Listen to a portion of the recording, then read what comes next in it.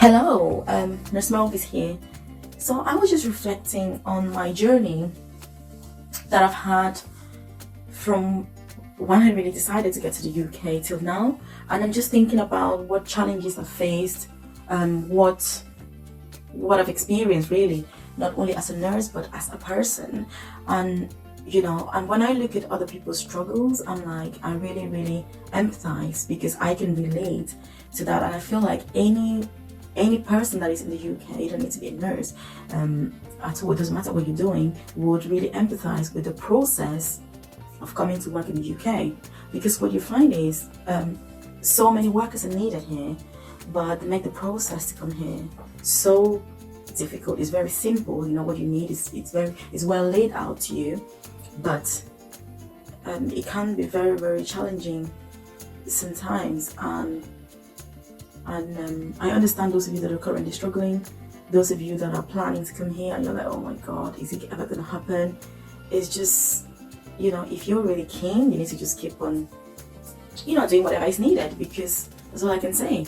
And we've all gone through those journeys. I remember in 2010, when I decided that I was going to study in the UK, I literally sat down and emailed 10 universities. None of them accepted me. They all said, oh Melvis, we don't accept international students in our nursing courses, so we're really sorry, no.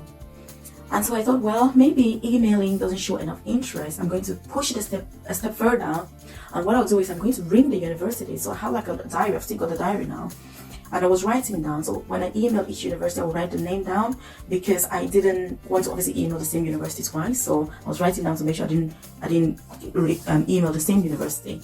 And so I then thought, oh, maybe this emailing is not showing enough interest for me. I should take it a step further and actually ring the universities. And I literally sat down and rang 46 universities. 46 universities. It took me 2 months. 2 solid months ringing different universities and saying, hello, my name is Melvis. I would like to come and study in the UK as an international student. I want to study nursing. Do you accept nursing international students onto your nursing course? And they were like, no, sorry, we don't. Because at the time, nursing was funded by the NHS, the National Health Service, and so nurses didn't pay any tuition fees. They had a bursary, there was a lot. And so all the universities said to me, well, we don't know how it would work with you. We have international students, yes, you can do other courses, but not nursing. And I was like, no, I don't want to do other courses. I want to do nursing. And they were like, well, sorry then, because we don't accept international students onto our nursing courses. And this was 2010. And, I was like, oh my god, what am I going to do? And I thought to myself, okay, I'm going to go to a different place. I'm going to think about another plan. But then I gave myself a month. I couldn't think of something else. I was like, no, but I really want to go to the UK. Like, why do I have to go somewhere else? I will not. And I thought, what else can I do now? I was like, okay, I'm going to ignore everybody that has said that they don't accept international students. I'm going to take it even a step further. And what I will do is actually apply. So I found out about UCAS, which is how you formally apply to undergraduate courses. And so I literally Googled the list of universities in the UK, because that's how I was doing my search. And all the, a long list came out. And what I did was, I just was scrolling through all the different universities. I saw one university and I thought, oh, this name looks very foreign. It didn't sound English to me, because, it didn't sound like an English name. It sounded foreign, And I thought, well, this sounds really foreign. What I can do is apply to this university. At least I have emailed so many universities. I have ranked so many universities. I've all said no. The next stage is putting a formal application in. Formally applying to university to study nursing. Like, I'm going to ignore everything I've been told through emails and over the phone. And so I applied to this one single university. One. And something very interesting happened. So for like 5 months, I didn't hear anything at all. So I just thought, well, at least I've done my best. I don't want to give up without fighting. Let me just give myself one more chance. And so 5 months, I heard absolutely nothing. And then, so the 5th month, I got was it an email or a letter? I think it was a letter through the post or something. I don't remember what it was. But I got, a letter, or I think it was a letter from this university saying, congratulations, Melvis, we would like to invite you to an interview. I was like, what? You're inviting me to an interview? I was so excited. I was jumping. I did a little dance. I was like, oh my god, here I come to the UK. And I was like jumping all around. I was so excited. And then I thought, oh my God, I don't live in the UK. What am I going to do? You know, they gave me an interview, and I think they would have contacted me like March of 2011, because I applied in 2010 to start in September 2011. Yeah, so I applied end of 2010, and I got this letter in March of 2011 inviting me for an interview 1 month, later. So that was April of 2011. And I thought, this is very exciting, but how do I get to the UK? I don't live in the UK. And I thought, well, I'm going to contact the university and see if, they would consider other options and things like that. Like Skype, I was thinking of Skype. So I contacted the university and I said, oh, I'm actually an international student. I don't live in the UK. How do I do my interview in April?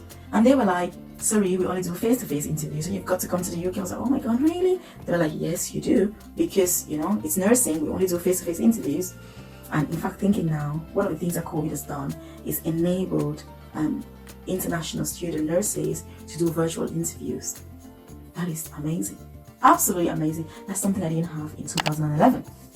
So they said, well, you've got to come to the UK. So obviously, if I wanted this interview, I had to come to the UK, to do the interview. So I, did all the necessary preparations, and I booked myself, a place to stay, because I was obviously really keen. So I gave myself, I think I was in the UK for like 5 days. So I came over.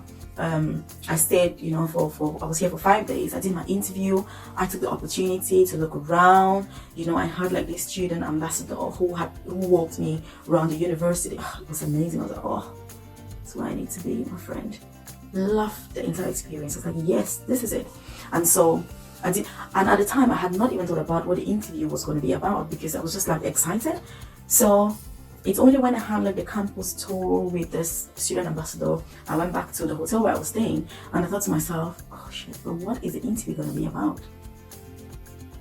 Because then I was really like revitalized. I was all in the mode of studying, and they showed me around beautiful. I was like, oh, good.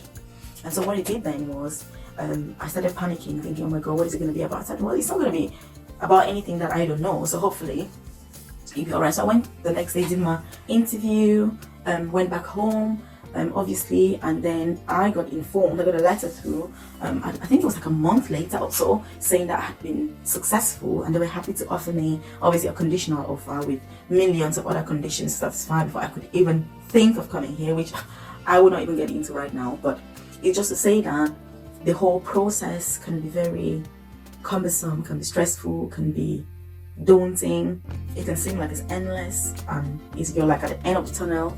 But if you're persistent, and that's something that you really want, and you're consistent as well with your efforts, it does work out in the end. Because what I found is, there's nobody that I've seen that is like, oh yeah, I came to the UK, it was really smooth, No, if you're an international student, an overseas trainers, it is a process. But it doesn't only end with trying to get here. Even once you're already in the UK, it's a constant struggle. It is a constant, it is a constant battle. Like, you have to keep on, because once you get here, it's like, oh, you need to get used to the place, the environment, the weather, and then the people, the culture, the organization, learn the job. It is an ongoing process that is endless. So it's not like you get here and then everything ends. And I'm just sharing this because I know that there are many of you now that are struggling with different processes, trying to get to the UK, whether as a student nurse or an overseas trained nurse. But it is well worth it in the end, because when you look back at those struggles, you're like, that's what will make you who you are going to become. So yes, it is not very pleasant, because you're not like, wow, I'm going through so many struggles, how fantastic. You don't feel that way, but in the end, you're like, it's worth it. So again, thank you.